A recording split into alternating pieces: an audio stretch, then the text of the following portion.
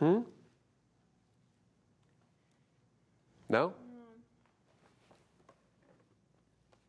I like it. There we go.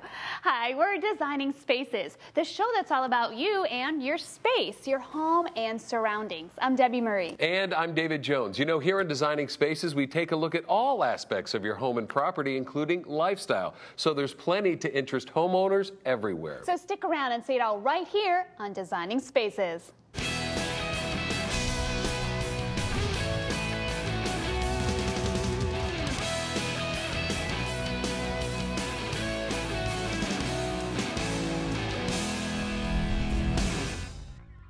Okay, inside or outside here at Designing Spaces, we are always thinking about what you can do to make your living space a better place to be. Whoa, wait, thinking about it? Oh, no. Let's show them. Take a look.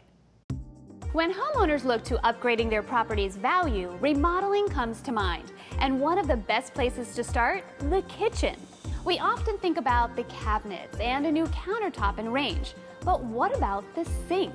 A new kitchen sink can bring freshness to a kitchen that is both aesthetic and functional.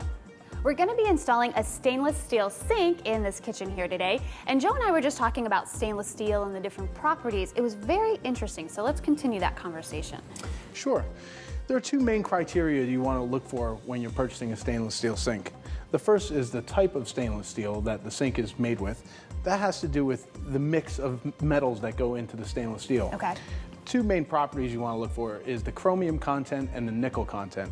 The chromium is what's going to give the sink its stainless properties. The nickel is going to give the sink its corrosion resistant properties. Both important. Correct. And then you also want to look for the gauge of the stainless steel. So what kind of gauge of stainless steel should we look for in a kitchen sink? The minimum gauge you want to look for on a kitchen sink in an undermount situation is an 18 gauge. So let me ask you something about stainless steel. Does it live up to its name? Is it stainless, no stain, no rust? It does not. Stainless is not stain proof. No. Stainless gets its name because it stains less than steel. So you want to make sure you still take proper care for your stainless steel sink. If you get products such as lemon juice or vinegar in the bottom of the sink, you don't want to let that sit there. You want to make sure you rinse that really? out. Because that will cause the stainless steel to discolor. Let's talk about this sink here. What are the properties of this one? The sink we're looking at here today and that we're going to install is an Artisan brand 16 gauge 304 stainless steel sink. Okay, there was a lot of numbers. What is 304? The 304 is the actual type of stainless steel. For a sink to be classified as 304 stainless, it has to have the right mix of chromium and nickel for the steel. Now, how does a consumer know if a sink is 304 stainless steel? Is it something that is on the box? How do we find that? Most companies will tell you the type of stainless steel that the sink is made from. However, we are finding sinks that are out there that are not 304 stainless steel. And a consumer can tell that by a couple different ways. There are third-party testing facilities in the U.S. One is UPC, the other one is CSA.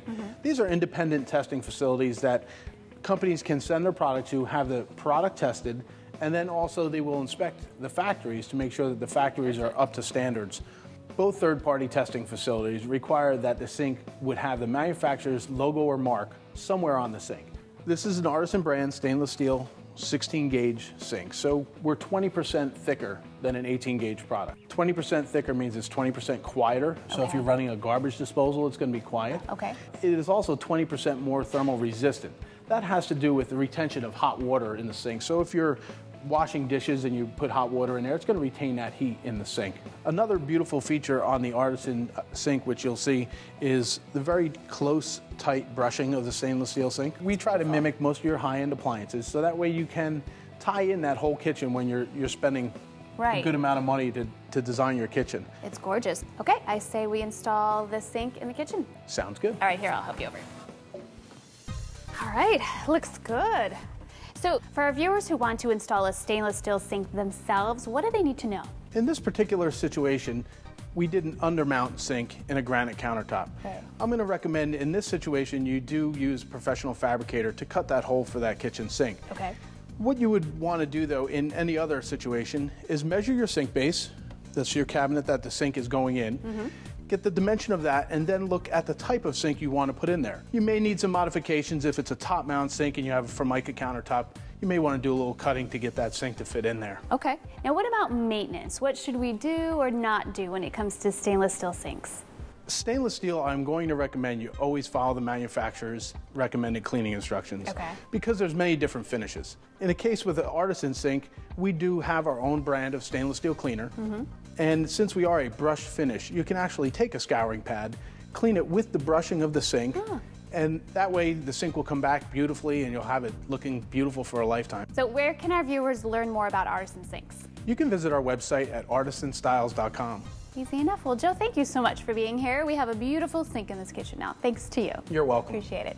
Well, you can learn more about Artisan sinks on our website at designingspaces.tv. You'll see this part of the show again, along with many other videos. So check it out. See you soon. All right, now we covered some big topics when it comes to baths and kitchens, but we are out of time. I'm David Jones. And I'm Debbie Murray. We'll see you next time right here on Designing Spaces. You can visit these websites to learn more about the participants on this edition of Designing Spaces.